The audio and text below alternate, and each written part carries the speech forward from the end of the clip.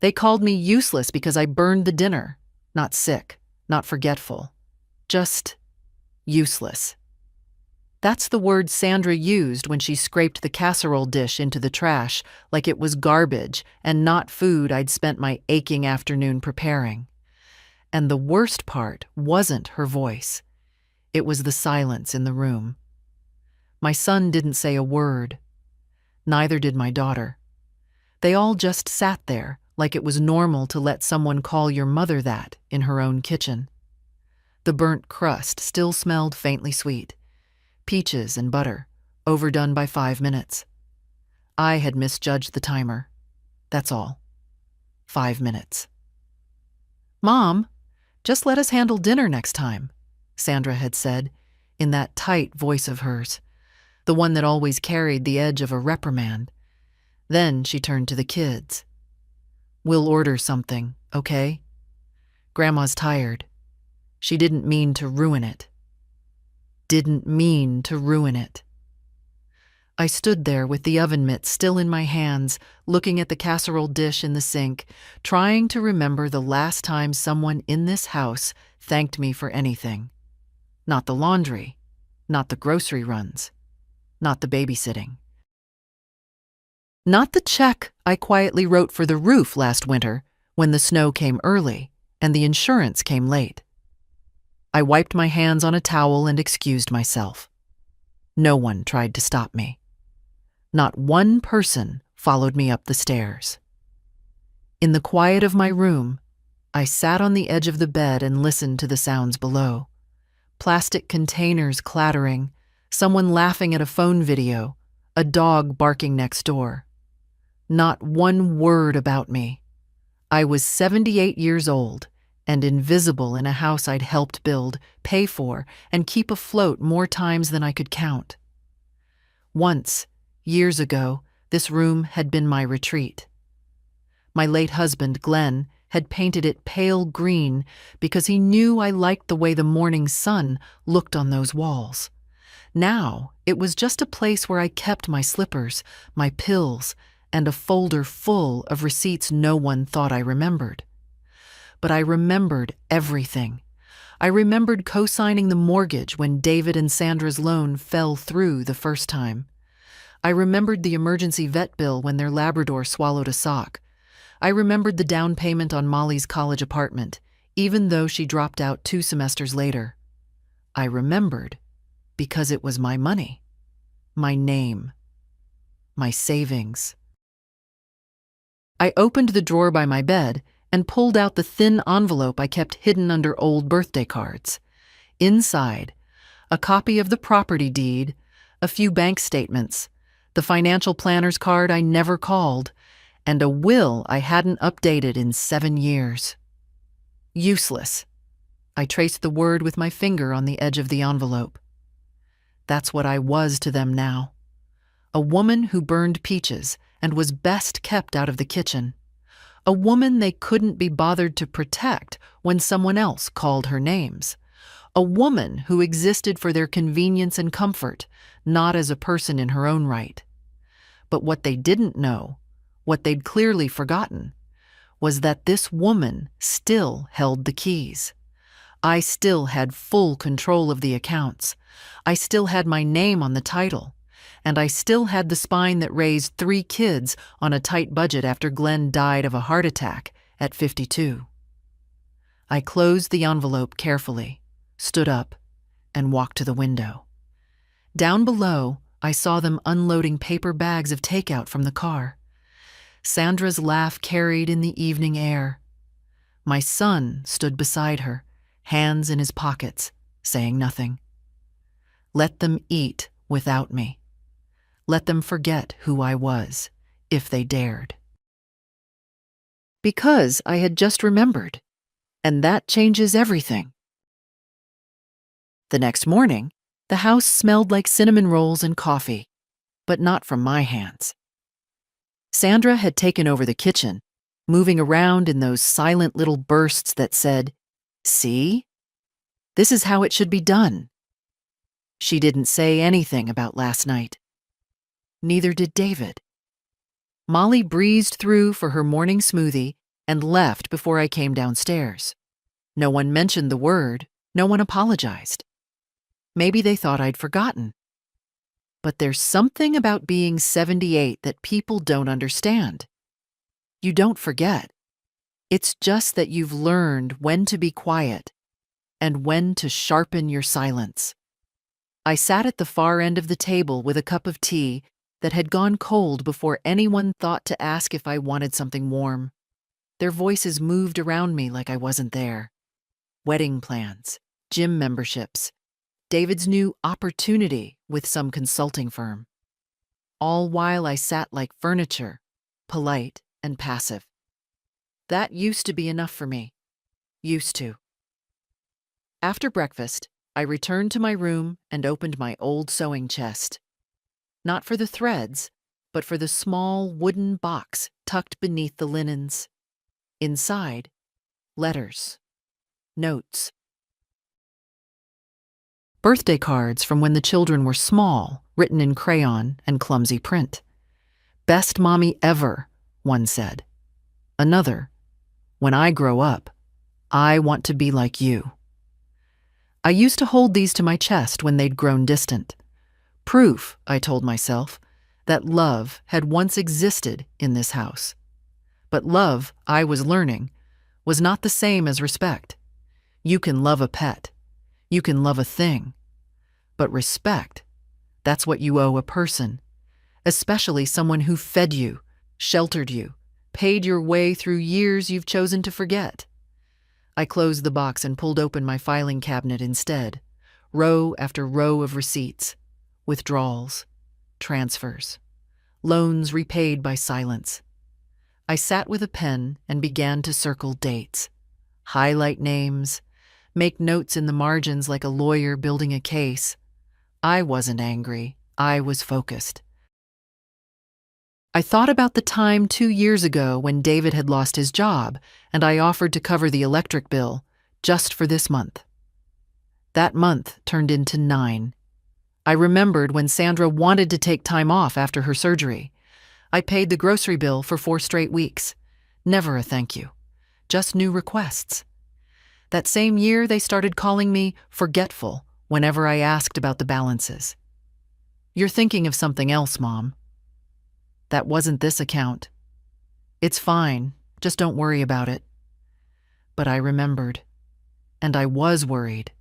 Not about the money, but about the way they looked through me, the way they only saw the burned casserole and not the woman who once worked double shifts to afford ballet lessons and football cleats. They'd taken my silence for ignorance, my generosity for obligation, my presence for permission. They were wrong. At lunch, I didn't join them. I stayed upstairs and made myself a peanut butter sandwich, cut into triangles the way I used to do for them when they were little. I ate slowly, staring out the window at the same backyard where they used to run barefoot in the summer, shrieking through sprinklers and climbing the rusted swing set Glenn had built. And now, here we were. The swing set was gone. So was the laughter. And all that remained was this cold, quiet kitchen where they called me useless and left me to feed myself. That afternoon, I called a cab. I didn't say where I was going, just told Sandra I needed a few errands. "Oh, Mom," she said, without looking up from her phone. "You really shouldn't be going out on your own." I smiled. "I think I'll manage." I took my purse, my envelope, and a notepad. As the cab pulled away from the house, I looked back one last time. They think they're the only ones with plans. Let's see how they handle mine. The bank still smelled like disinfectant and carpet glue, just like it always had. Same gray chairs, same polite nods from the tellers who didn't quite recognize me but offered a smile out of habit. I sat in the waiting area with my handbag on my lap, the envelope tucked inside like a secret. I was finally ready to tell. A young man in a blazer called my name, "Mrs. Mason?" and led me into a glass-walled office that looked like it had been designed by someone who'd never known a drafty window or an overdue bill. He introduced himself as Simon, my personal banking advisor, and asked what brought me in today. "I want to go over my accounts," I said, smoothing the hem of my coat. "Of course," he said cheerfully. "Any specific concerns?" I paused, looked him in the eye. "I want to stop funding people who treat me like a burden." The smile faltered, just slightly. "Okay, let's take a look." As he pulled up the screen, I slid the envelope across the desk. "These are recurring payments, transfers, automatic withdrawals. Most of them go to my son or his household. I want them stopped. All of them." He hesitated. "I can certainly help with that, but may I ask if something's changed recently?" I folded my hands in my lap. "No, son. What changed is me." It took nearly an hour. There were more payments than even I had remembered. The electric bill, a monthly grocery delivery subscription in Sandra's name, a student loan payment for Molly, a car insurance policy I apparently still paid on a vehicle I hadn't ridden in since the pandemic. Simon was patient, professional. He offered water. I declined. I didn't need comfort. I needed clarity. When we were done, he printed out a summary. "You've been very generous," he said quietly, handing me the papers. "No," I corrected him. "I've been very quiet. That's not the same thing." Outside the bank, I stood on the sidewalk and let the breeze lift the edges of my scarf. I could have gone straight home, let them find out by surprise. But I wasn't done. I walked 2 blocks to the law office where Glenn and I had updated our wills after his first heart scare. The receptionist still recognized me. "Mrs. Mason, we haven't seen you in ages." I gave her a thin smile. "Well, it's time." 10 minutes later, I was sitting across from Mr. Keating, a kind-faced man with more white hair than I remembered. He adjusted his glasses as he listened, nodding occasionally, but never interrupting. "I want to revise the will," I said simply, "and I want to set up a trust, one that protects my assets from misuse." "For any particular reason?" he asked gently. "My son's wife called me useless," I said, right in front of him, and he said nothing. His face didn't change, but I saw the flicker of something. Sympathy, maybe, or recognition. "I see," he said quietly. "And the trust? Do you have someone specific in mind?" I nodded. "My granddaughter, Anna. She visits me every week. She brings her own tea bags because she knows I don't like the flavored ones. She asks how I sleep. She listens when I talk." "Good," he said, making notes. "We can absolutely make that happen." As he explained the details, contingencies, clauses, transfer options, I listened, but my mind was elsewhere. Not on revenge. This wasn't about punishment. It was about putting value back where it belonged, about no longer feeding a system that took and never thought to give back. When everything was in motion, Mr. Keating stood to walk me out. "You know, Mrs. Mason," he said, "you're not the first mother I've helped with this kind of thing." I raised an eyebrow. "But I hope you'll be the first who doesn't cry in the car afterward." I smiled. Not a wide smile, but a certain one. "I won't cry," I said. "But they might." There's a stillness that settles in a woman after she makes a decision. Not relief, exactly, more like clarity. I felt it the moment I stepped back into the house. The television was on, the dog barked once from the laundry room, and someone had left a trail of cracker crumbs up the stairs.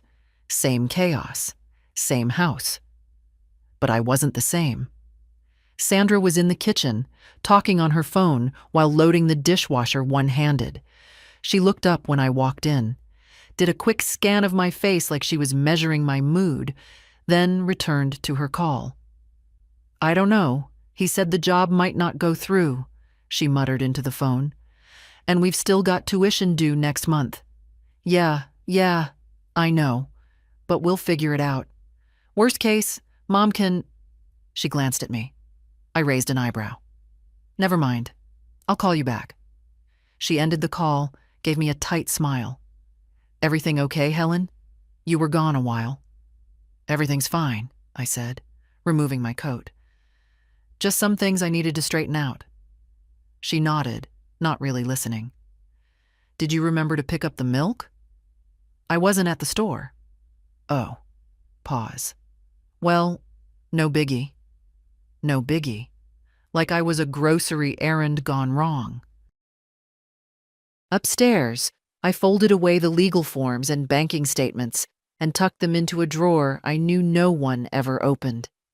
Let them keep thinking I was just the lady who forgot timers and needed help with online bill pay. It was better this way, for now. I sat on the edge of the bed and looked at the picture of Glenn and me on the nightstand. He was smiling, squinting at the sun, one arm around my shoulder like he always did when he was proud. He used to say I had a core like rope, thin but strong, weathered but never torn. He believed in me more than I believed in myself.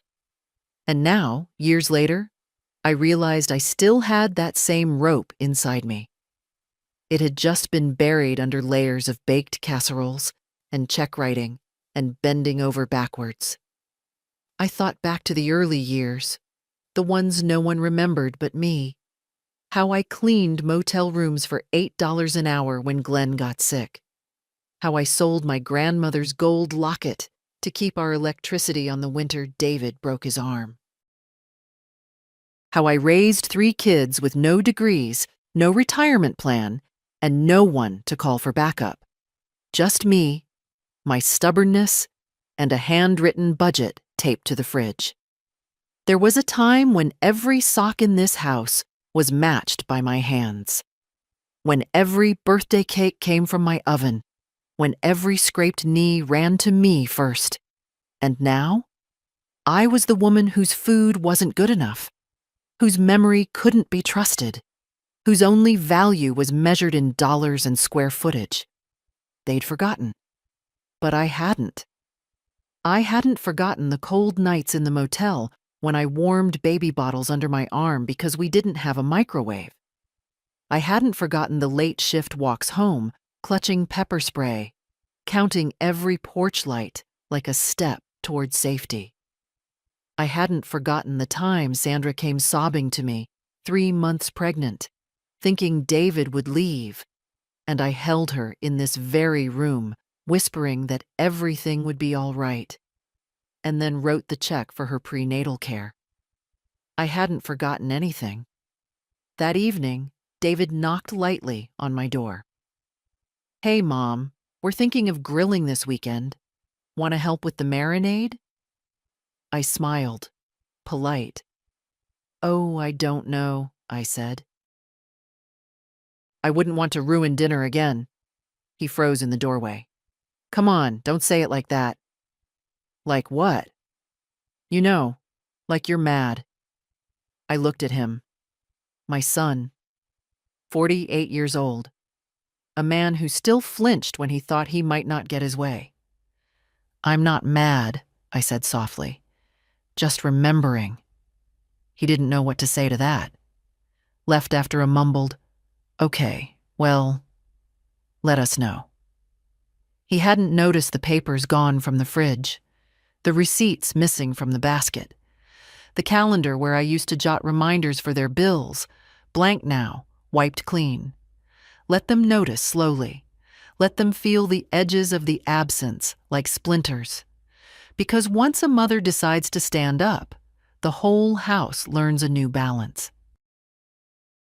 Anna always knocked twice, sharp, quick little taps, and waited for me to open the door, even though I'd told her 100 times to just walk in. She respected my space. That was something most people in this house had long since forgotten. Hey, Grandma, she said, smiling as I opened the door. She held a paper bag in one hand and a bundle of tulips in the other. I brought almond scones from that place you like, and these were on sale. Figured the kitchen could use a little color. I stepped aside to let her in. The kitchen could use a few things, I said. Color's the least of them. She tilted her head, sensing the edge in my voice. She always noticed things. Everything okay? Sit down, sweetheart, I said. I'll put on the kettle. We moved through our usual rhythm, teacups from the second shelf, honey instead of sugar, that ridiculous show she liked playing quietly in the background. But today, I didn't bother with small talk. I was too full, too tired of swallowing the things that mattered. Anna, I said, pouring the tea. Can I ask you something? Of course. If someone gives everything they have, time, money, energy, for decades, and they mess up once, what do you call that person? She blinked. I guess, dependable? Human? Not useless? Her face darkened. Who said that? I didn't answer. She already knew. Everyone in this house knew what Sandra had said, and everyone had chosen to pretend they didn't hear it. I'm so sorry, Anna said, her voice low. That's not fair. You're the reason this house even stands. I looked at her, really looked. 19, sharp, sincere. With a little birthmark under her left ear, just like her grandfather had. Glenn would have adored her. I've been thinking, I said, about things I've done, what I've paid for. Anna leaned in, quiet, listening the way no one else ever did. I paid for this roof, I continued. The last car, Molly's community college, your dad's braces, the solar panels Sandra brags about on Facebook, and I never asked for anything but kindness. You deserve so much more than what you've been given, she said. I looked out the window, where the garden was just starting to thaw from winter. I've spent so long keeping this family upright, I said. I didn't notice when they stopped holding me up in return. Anna reached for my hand. What are you going to do? I squeezed her fingers. I already started, I said. Stop the payments, change the accounts.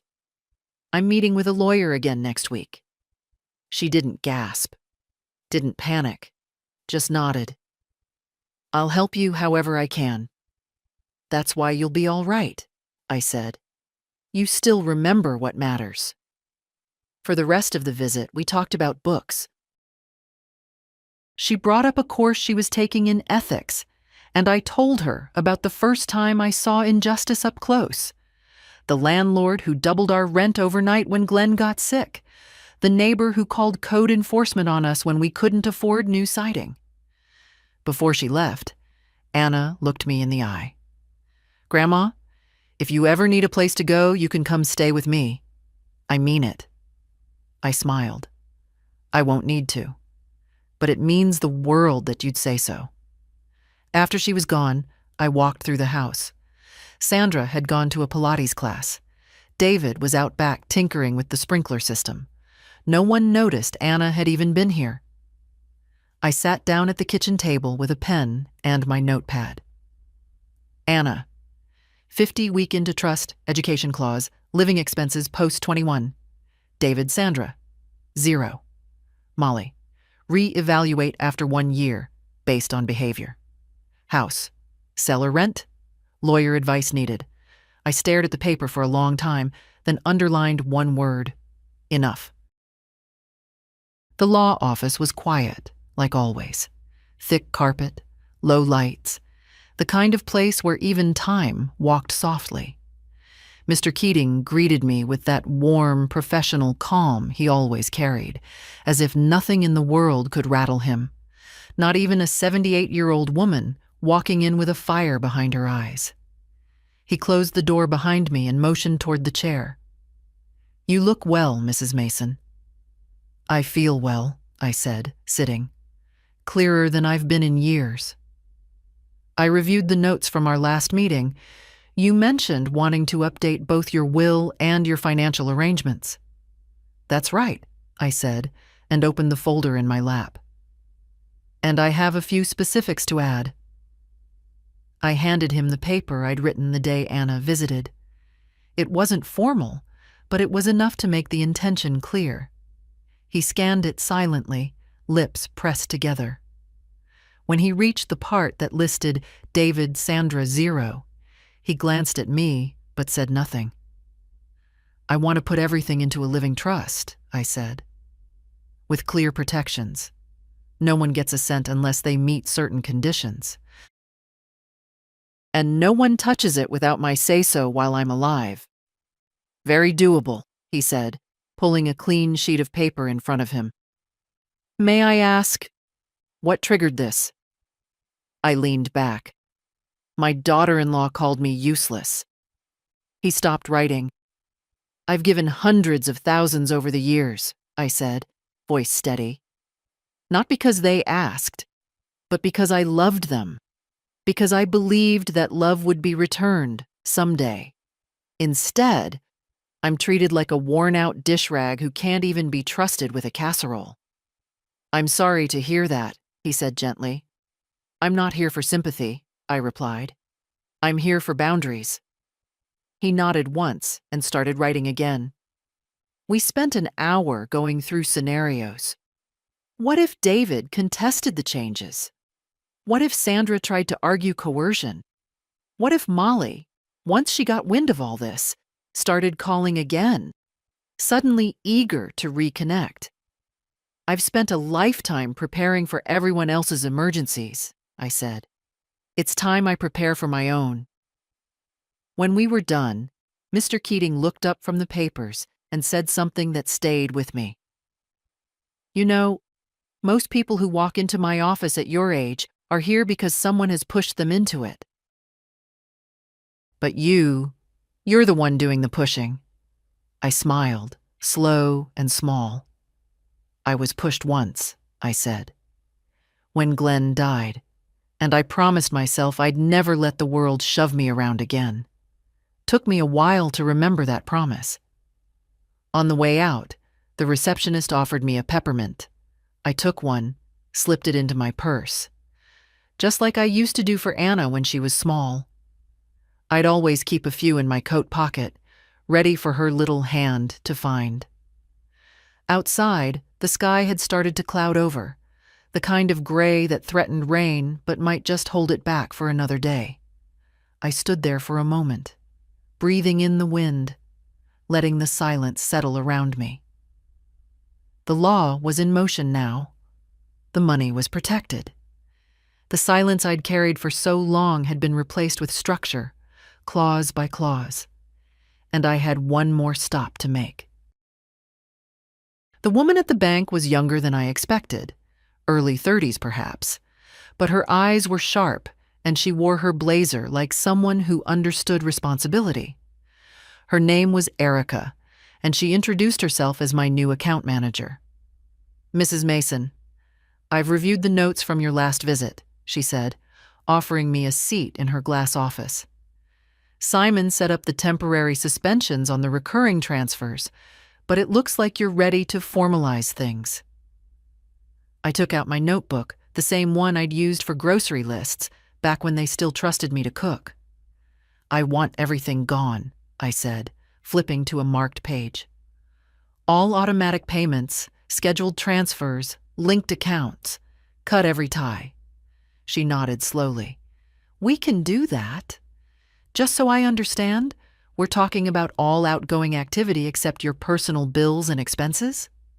That's right. Keep the utilities on this house, my phone, health insurance. The rest, they can figure it out themselves. Erica paused, glancing at her screen. I see you've had some long-standing family-linked payments. Mortgage support for Mr. David Mason, vehicle insurance for Sandra Mason, and a student loan payoff account for Molly Mason. You'd like all three terminated? I looked her square in the eye. Let them call me when they notice, if they ever do. She clicked through a few windows. There may be some fees for early cancellations. I've paid worse penalties, I said. This one's a bargain. She gave a faint smile and continued typing. I could tell she wasn't used to seeing women like me sitting across from her desk, steady, certain, and not asking for permission. When she finished, she printed out a cancellation confirmation list, 6 pages thick. I looked at the numbers, the names, the dates. 14 years of quiet generosity, 6 figures worth of support, not a single thank you card. I also understand you'd like to establish a new trust account, she said. Yes, in my granddaughter's name. Anna Mason. She's 19, smart, kind. I want her education and first years of adult life protected. Erica nodded. We can create a custodial trust with provisions for tuition, housing, and basic living expenses. Do you want to set restrictions on how and when the funds are accessed? Absolutely, I said. I want her to know she's supported, but I also want her to earn her steps forward. We discussed the details, trigger ages, usage categories, a small monthly stipend that would increase slightly once she graduated from college. It felt strange, building something that would last beyond me, but it also felt right, not flashy, not emotional, just solid, practical, like I'd always been. When we were finished, Erica handed me a folder and shook my hand with both of hers. You're doing something powerful, she said. A lot of people stay stuck. You're not. I didn't answer right away. Then I said, you reach a point in life where you realize silence doesn't protect you. It just teaches people how to ignore you better. I left the bank feeling like the air had shifted. The town looked the same, gray pavement, honking cars, a teen in a hoodie skating down the curb. But something in me had moved, settled. I was no longer tethered, no longer funding the silence that followed every insult. No longer the quiet sponsor behind a house that forgot my name unless there was a bill to pay. At home, I made myself a sandwich, just ham and mustard, simple and mine, and sat by the window, watching the last of the autumn leaves twist down from the maple tree Glenn planted the year David was born. They called me useless, but useless women don't pay mortgages, they don't build trust funds, and they don't sign legal documents that sever decades of exploitation with one neat signature. I finished my sandwich and opened a book I hadn't read in years. There was no celebration, no announcement, just peace. And that was more than enough. It started with a text from Sandra. Hey Helen, the bank app is acting weird. Can you check if the mortgage payment went through? No greeting, no warmth, just straight to business. As if I was still the family's unpaid accountant. I didn't answer. An hour later, another one came, this time from David. Hi, Mom. Did the automatic payment for the house stop? Sandra says the account's showing a 0 balance. I left that one unread too. By evening, the phone started ringing.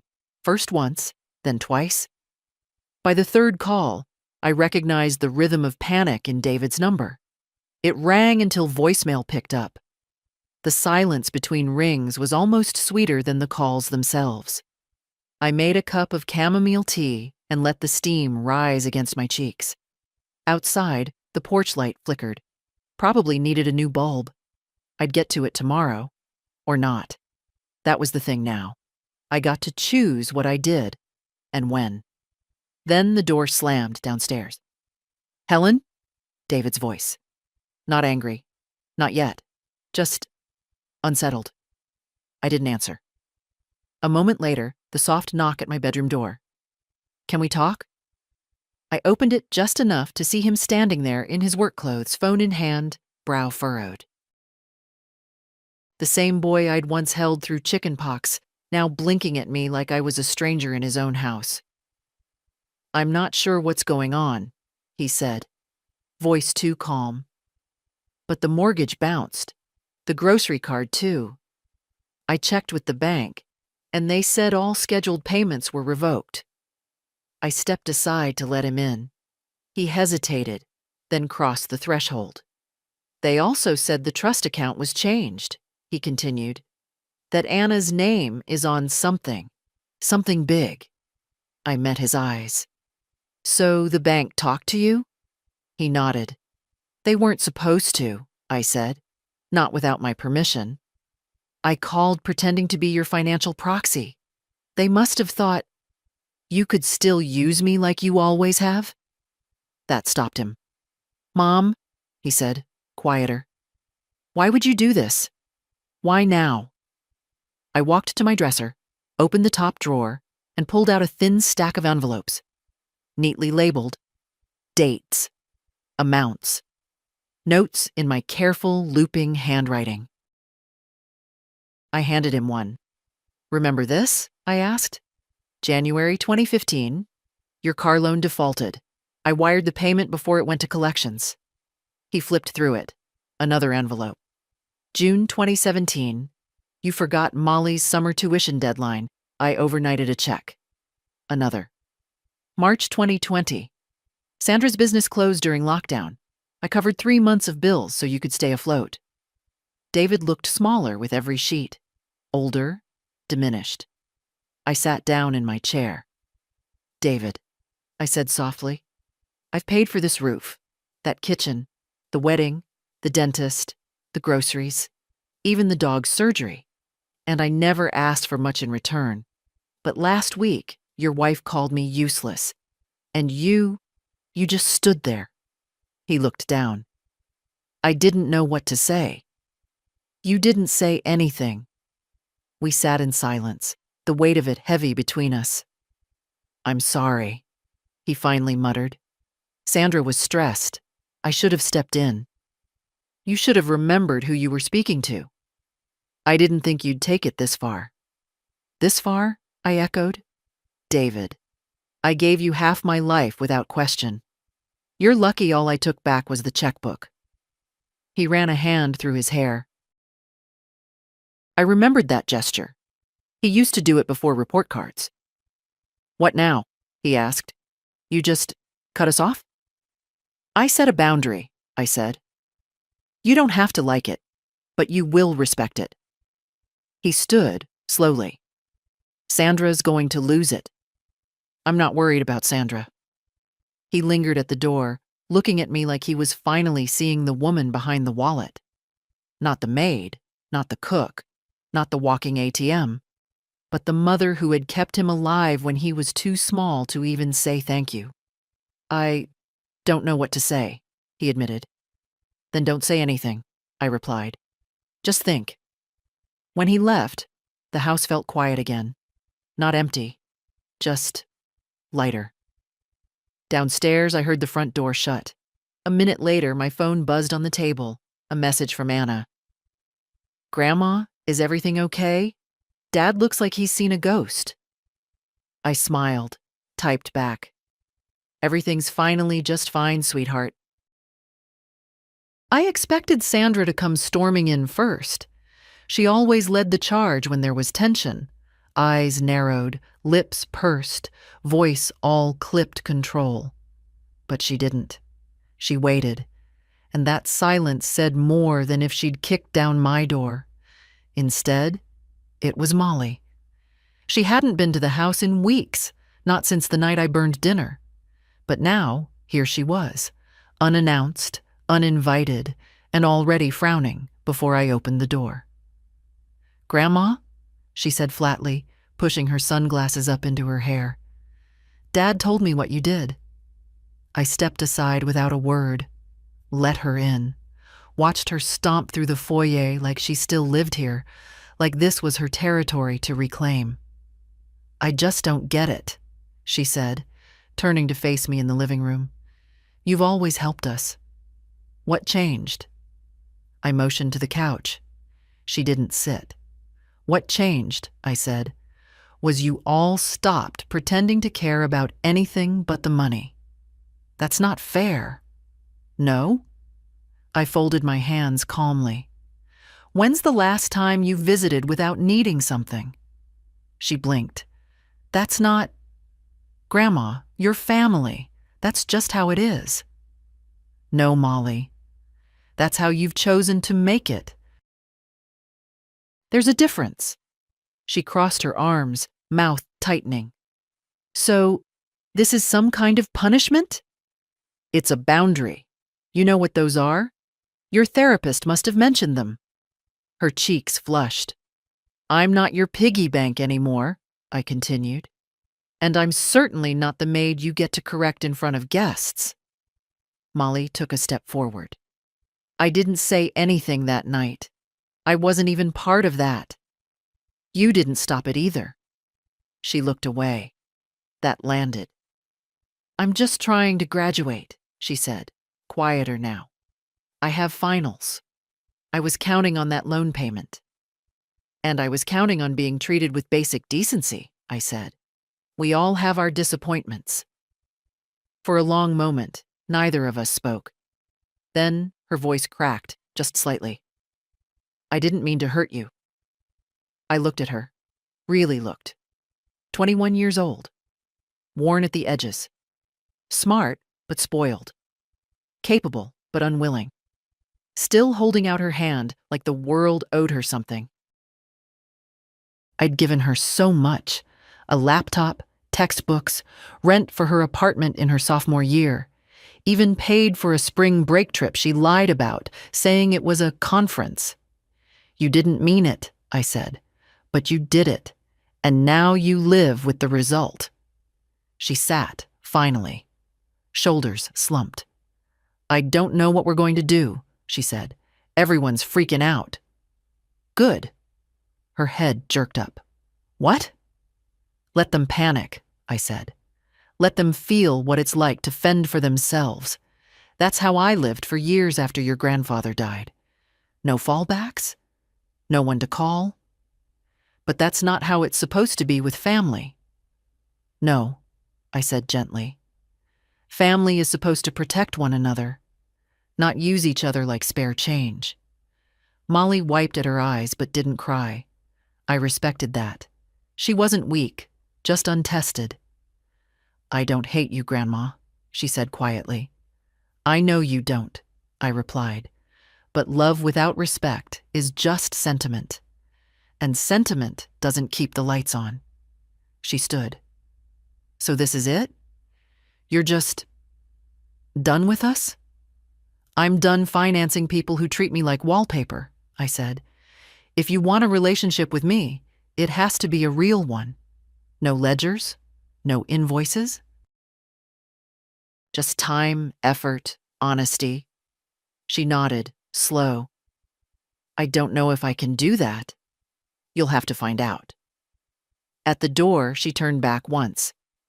Do you still want to come to my graduation? I looked at her for a long moment. That depends, I said. Do you want me there for me or for what I bring? She didn't answer, but I saw the question land somewhere deep inside her. And that was enough, for now. When the door closed behind her, I sat in the silence, sipping tea gone lukewarm. The house felt balanced, not empty, not angry, just quiet. And for the first time in decades, I knew the difference. I woke before the sun, as I always did. Not because I had somewhere to be. No, those days were long past. But because my body had been trained by decades of early mornings.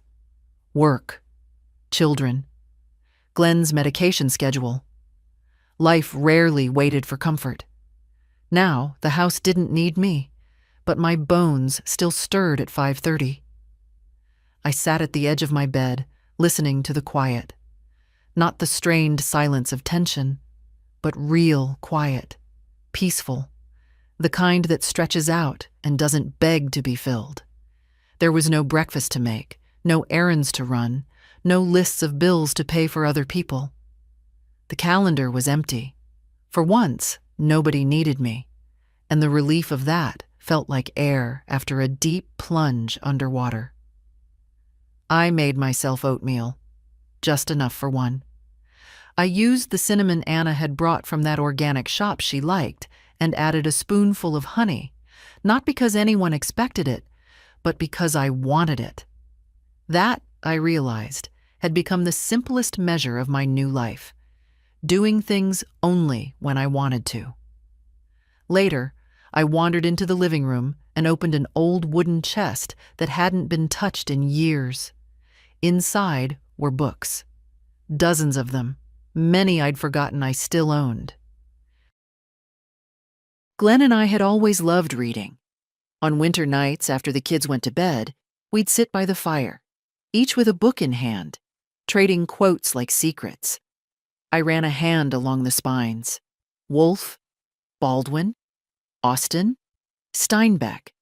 Real people, writing about real things, not like the noise that filled this house lately, phones, TV, shallow laughter with nothing behind it. For years I'd been too tired to read, too distracted, too responsible. Now I had time. I had choice. I took one down at random and sank into the armchair by the window. Light spilled in from the east. I turned the first page and began to read. I don't know how long I sat like that. Time blurred. The clock didn't matter. Nothing pulled me away. No requests, no guilt, no lists. Eventually, I rose to stretch and wandered outside to the porch. The maple tree out front had lost most of its leaves. Only a few gold ones clung to the higher branches, trembling against the breeze. I wrapped a shawl around my shoulders and stood there, watching the neighborhood. Children walked to school, dragging backpacks behind them. A jogger passed with headphones in. Across the street, Mr. Connolly from 2 doors down was trying to coax his ancient Labrador off the lawn. Life kept moving, but mine had finally paused, and I was learning how to exist in that space. Not just survive, not just give, exist, breathe. After lunch, I wrote letters, not the kind you send, just ones that needed to come out.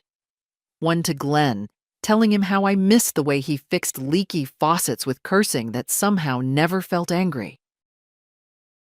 One to David, the son who had once written me poems for Mother's Day, now only writing when the Wi-Fi bill needed paying. One to myself. That one was the hardest. I wrote about how I'd forgotten who I was, how I'd made myself small so others could feel tall, how I'd called it love when it was really obligation, and how, through all of it, I never stopped believing, naively, that someday they'd see me again. But they didn't. Until I made them. That evening, Anna came by. She didn't text first, just knocked twice, her usual rhythm. I opened the door, and she held up 2 paper cups. Hot cocoa. I figured tea could take the night off. I laughed. How scandalous. She smiled and followed me into the living room. We sat in the same chairs we always did. Her with her knees tucked up. Me with a blanket over mine. I told my ethics professor about you, she said after a while. Oh? Yeah. She asked us to talk about the difference between justice and revenge. And I told her your story. I raised an eyebrow.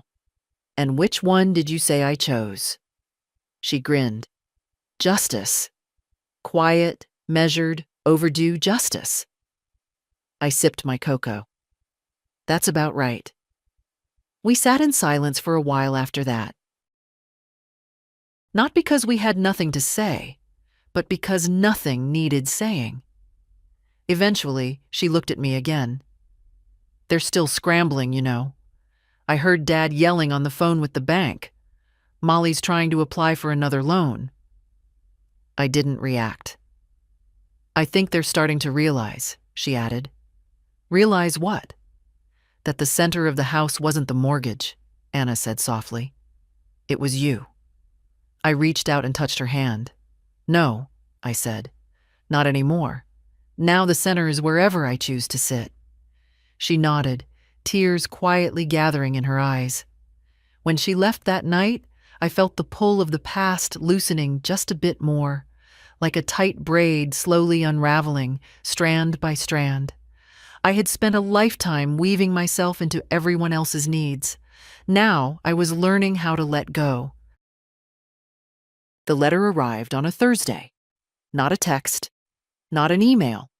A real envelope with a trembling return address in Sandra's handwriting. It was addressed formally. Mrs. Helen Mason. That alone told me everything I needed to know. A plea disguised as decorum. I didn't open it right away. Let it sit on the hallway table while I made tea, fed the cat, and folded laundry. There was a time when any mail from my family stirred excitement. A card, a note, even a receipt. Proof I was part of the machine, still included in the churn of their lives. Now? It felt like someone sliding a hand under a door they'd slammed weeks ago. I finally sat down and slit the envelope open, with a letter opener Glenn had given me when we were still dating, a smooth brass one shaped like a leaf. He always did have a sense of romance, even when paying bills. The letter was 3 pages long, handwritten, a bit messy. Sandra had never been one for tidy emotion. "Dear Helen," it began. Not Mom, not Mother. Just Helen. That little omission hit harder than most insults. She was already creating distance, trying to make this a negotiation instead of an apology. The first paragraph was small talk. "Hope you're well. The weather's finally changed. David's been under a lot of stress." Nothing about what had happened. Nothing about what she'd said. Nothing about the fact that she'd insulted me in my own kitchen and expected the stove to stay hot. "We've noticed the financial disruptions," the next page read. Disruptions. As if I were a glitch in their accounting software, not a woman reclaiming her worth. "We're not angry, just confused. We wish you had come to us first before making such drastic changes." I folded that page and set it aside. I had come to them dozens of times, in quiet looks, in tired sighs, in the way I cleared dishes no one thanked me for and folded laundry no one noticed. I had come to them in casseroles and checks and rides to the airport. I had come to them every day for 20 years, and they hadn't once come back. Page 3 was the real purpose. "We hope you'll reconsider. There's still the holidays and the children are expecting things to be as they were. If we can discuss a compromise, we'd all feel a bit more secure moving forward." I stared at that last sentence. A compromise. Security. As if I were an investment, a living, breathing pension plan. I folded the letter neatly and slid it back into the envelope. Later that evening, I wrote one of my own. "Sandra, I received your letter. Thank you for taking the time. You mentioned that you're confused. Allow me to clarify. For decades, I gave. Willingly. Happily, even. I gave when it was inconvenient. I gave when it cost me sleep, health, comfort. I gave when it was unacknowledged. When I burned the casserole, you called me useless. You didn't whisper it. You didn't regret it. You said it loud enough for the walls to hear. That moment was the first time I realized. You all believed it. So I stopped giving. Not out of spite, but out of self-respect. You want to discuss security. Let me tell you what feels secure to me now. Knowing my money is protected. Knowing Anna will have what she needs. Knowing I'm no longer funding a household where I'm treated like clutter. There is no compromise to be made. This isn't a negotiation. This is a declaration. I am not angry. I am simply done. Helen. I mailed it the next morning. No return address. Let them sit with it. That same afternoon, I received a letter from the bank. Confirmation that the trust fund for Anna had been approved and finalized. Everything was active. Automatic deposits set. Restrictions clear. It made me smile. For once, bureaucracy had delivered something beautiful. In the kitchen, I pinned the bank letter to the corkboard, right where I used to hang grocery lists and PTA reminders. A new kind of notice, a different kind of legacy. That evening, as the sun fell over the neighborhood and porch lights blinked on one by one, I sat outside in my old rocking chair, tea in hand, and listened.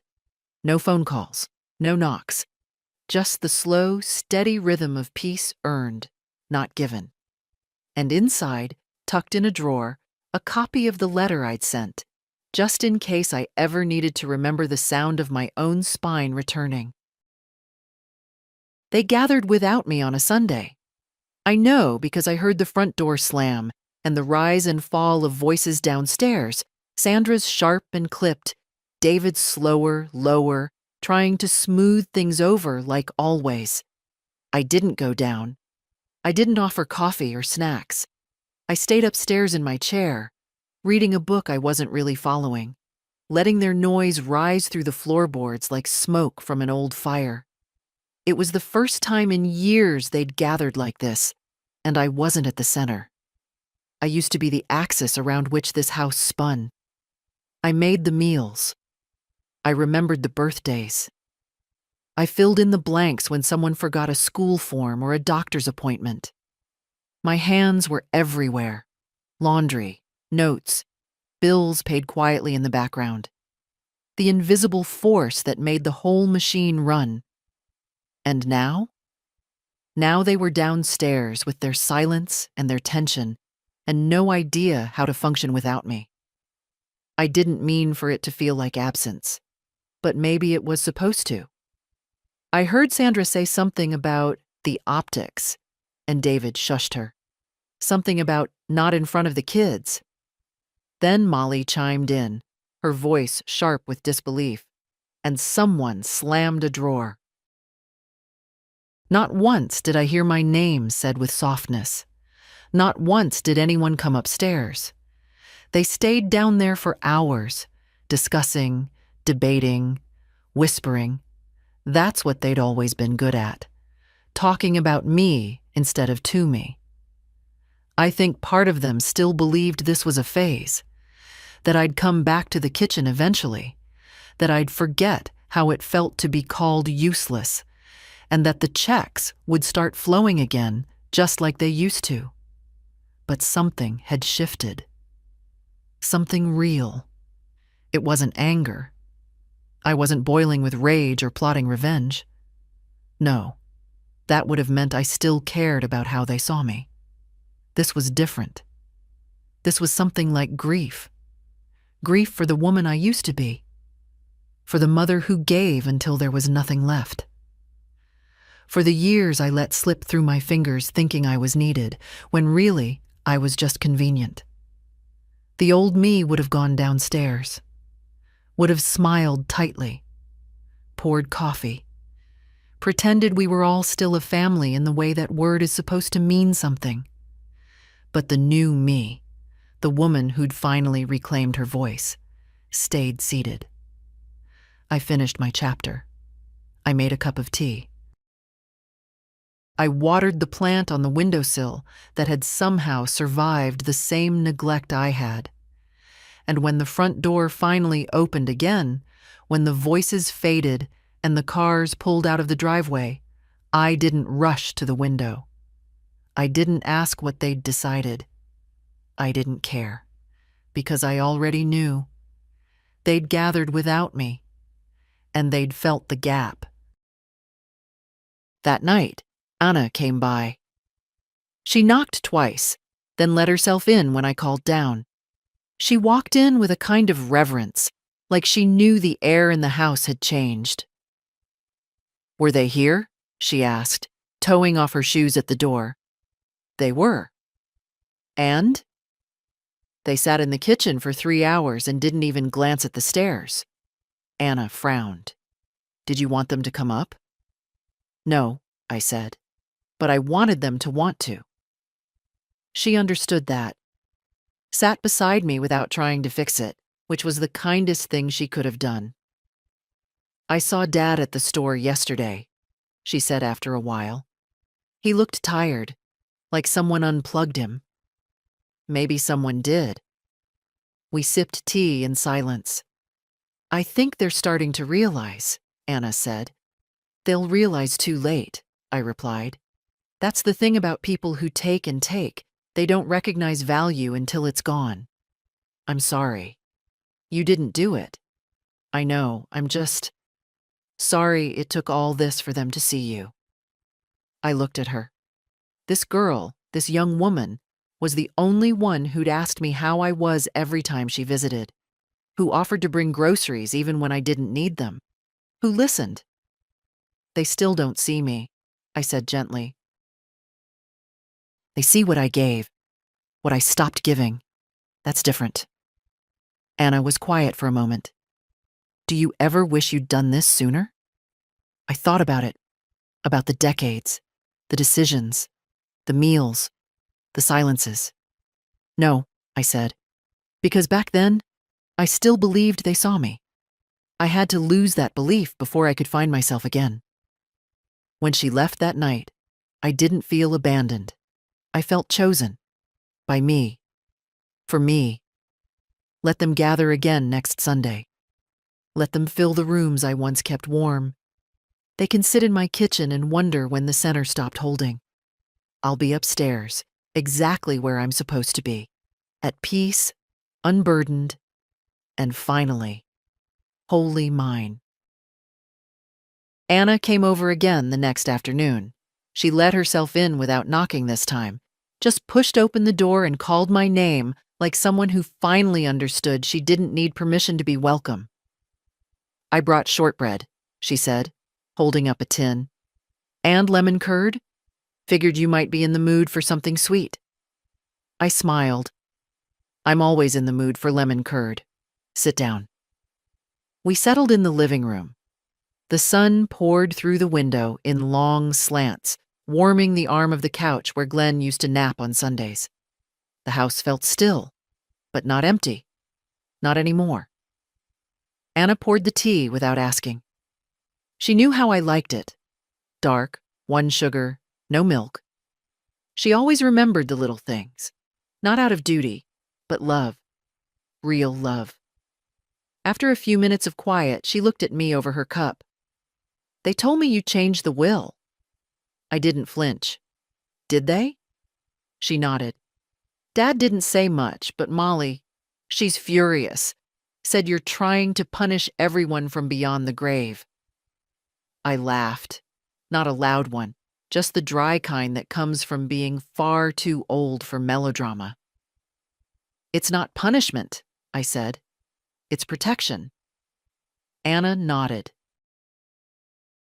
From what? From being erased, I said. From letting people take pieces of me after I'm gone the same way they did while I was here. She grew quiet, the way she always did when something landed too hard to speak right away. I didn't leave them out entirely, I added. Just made sure what I've built goes where it will be respected. And you trust me with that? I looked at her. Really looked. Her steady gaze, her hands, calm and sure. The kindness in her that wasn't performative, wasn't transactional. You're the only one I trust, I said. You never asked for a thing, and you gave more than anyone. She blinked back tears, nodded. I won't let you down. I know. We sat for a while, eating shortbread and watching the shadows shift across the floor. She told me about her classes, how one professor lectured with his eyes closed, how another let them read poems in place of essays. She said she wanted to write about dignity next, about what it looked like, felt like. I told her she already was. Before she left, she asked if she could borrow one of Glenn's old books. Which one? The Baldwin one, no name in the street. I handed it to her. The cover was cracked, pages soft from years of reading. Glenn used to underline whole paragraphs and leave little pencil notes in the margins. I watched her hold it carefully, like it meant something. It did. That one meant a lot to him, I said. It means a lot to me, too. After she left, I sat alone with the warmth she left behind. And I knew, without doubt, without question, that whatever I had passed on, whatever legacy I'd shaped, had landed somewhere solid. Not in bank accounts, not in legal forms. In her. That night, I slept better than I had in years. No phone ringing, no guilt, no invisible weight pressing on my chest. Just the soft rhythm of rain outside and the quiet strength of knowing that I had done the hardest thing a woman in my position could do. I had stopped being useful and started being whole. The holidays came and went without much fanfare. No giant tree, no 15-pound turkey, no guest towels ironed and folded just so. I used to break my back trying to make everything perfect. Perfect centerpiece, perfect music, perfect smile, even when no one noticed the work it took to keep it all standing. But this year, I didn't decorate. I didn't cook. I didn't ask who was coming or when. And no one asked me. Sandra sent a group text with a photo of the family around a different table. White plates, wine glasses, a store-bought ham sitting proud in the middle like it had been earned. Molly's caption under it read, "Grateful for what we have." What they had. I didn't reply. David didn't call. Not even out of obligation. And maybe that should have hurt more than it did. But truthfully, I felt something closer to relief, like a debt had finally been cleared. Not financial. Emotional. The kind that builds interest when no one says thank you. On Christmas morning, I made myself pancakes. Just 2. Sat in my robe by the window with jazz on the radio and watched the frost melt off the hedges. I didn't miss the noise, or the pressure, or the waiting for someone to remember that I was there, behind the gravy boat, watching them live like I was some old shadow they tolerated. I was alone, but not lonely. That was the difference they'd never understood. Later that week, I went to see Mr. Keating one last time. Not because anything had gone wrong, just to sign the final revisions. The house, upon my death, would go to Anna, with the clause that it couldn't be sold until she'd lived in it for at least 2 full years. She deserves to know what it's like to live in a house that's truly hers, I told him. Not borrowed, not conditional. Hers. He nodded. That's generous. It's justice, I said. And the rest? He asked. David and Sandra will get a letter. 1 page. Nothing cruel, just clear. Molly gets a small amount in a conditional trust. Enough to show I didn't forget her. Not enough to be misused. And the furniture? He asked, flipping through the inventory. All to Anna, I said. Especially Glenn's desk. He built it with his hands. No one ever looked at it twice but her. He smiled. You've thought of everything. I had time, I said. They left me a lot of space to think. As I left the office, he stood to shake my hand. I hope they understand someday, he said. I paused at the door. That's no longer my concern. The winter rolled on quietly. Days short, nights long. I fell into a rhythm of simple joys. Reading, cooking only what I wanted. A single flower in a vase instead of bouquets no one noticed. Anna visited often. Always with something. Stories, biscuits, new music. She never came empty-handed, but never with her hand out. That mattered more than she knew. One afternoon, she brought a small envelope. I know you don't need this, she said, placing it on the table. But I started saving a little for my campus job, just in case. I looked at it. Maybe $60, maybe less. But it was the most generous thing I'd seen in years. "You keep that," I said. "But thank you." "It's just my way of saying I see you," she said. And that was the point of all of this. Not money, not revenge, not silence. To be seen, truly seen. One evening, I sat on the porch wrapped in an old quilt, watching the sky turn purple. The maple tree was bare now, limbs like bones against the dusk. I thought of all the years I'd stood in that very spot, watching for headlights, listening for the sound of someone coming home hungry. And now? No one needed feeding. No one expected anything. And I was more full than I'd ever been. I didn't expect to live this long. I suppose most women like me don't. We just keep going because someone needs something. A ride, a casserole, a second chance. But now, in the quietest chapter of my life, I see it plain. The real miracle isn't how long I've lived. It's that I finally started living for myself, not in some grand, dramatic way. No cliff jumping, no bold new wardrobe, no late-in-life romance. Just quiet, just clarity, just the removal of every yes I never meant, and the reclaiming of every no I was afraid to say. I get up slowly these days. The joints complain, the mirror tells the truth I used to avoid. But none of that hurts the way silence used to. The kind of silence that comes after someone insults you, and no one in the room thinks it's worth defending you. That's the silence I buried. That's the silence I'll never allow again. Anna came by yesterday with a pie she baked herself. Crust a little too thick, apples still firm, cinnamon heavy. I told her it was perfect. Not because I was being kind, but because it was. It was effort, it was care, and it was mine. She sat at the table, legs curled under her, talking about her classes, her future, the little apartment she might rent next year. And I saw it again, that unmistakable spark of someone who's been loved right. Not funded, not tolerated. Seen, known. That was my gift to her. Not money, not the house. A blueprint. A way forward that didn't begin and end in someone else's shadow. After she left, I pulled out a small box from under my bed. Inside were the letters. My letter to Sandra, to David, to Molly. I'd rewritten them over and over, not out of spite, but precision. Each word chosen carefully, like a seam stitched into a dress I knew they'd wear whether they liked the fit or not. "This isn't punishment," I wrote in every letter.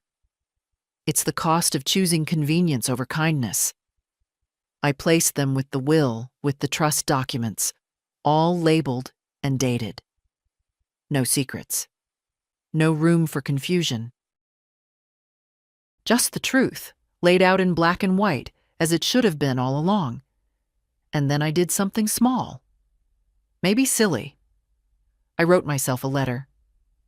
"Dear Helen," it began, "you did not imagine it. You were not too sensitive. You were not ungrateful or dramatic or old-fashioned. They really did treat you like a fixture. They really did forget how many storms you stood through to keep them dry. But you remembered, and you remembered in time. That's what matters. Not the years you gave without thanks, but the moment you stopped. That moment was yours. That dignity is yours." I folded it and placed it on my nightstand. Not for anyone else to find. Just for me. A quiet reminder that it's never too late to return to yourself. Now the house is still. The air holds a kind of reverence. Not for who I used to be, but for who I am now in the last chapters, writing every line for myself. Let them call me bitter. Let them call me distant. They once called me useless. They forgot who paid for the roof above their heads. But I didn't forget. And now I've built something else. Something they can't take, twist, or spend. I've built a boundary, a home inside myself. A legacy that begins with one woman standing up finally, after too many years of sitting down. So to every woman reading this, every mother, every grandmother, every woman who's been silenced by gratitude she never agreed to, don't wait for them to value you. Show them how. Start today. Start now. And if the world keeps calling you useless, let them. You'll be too busy living.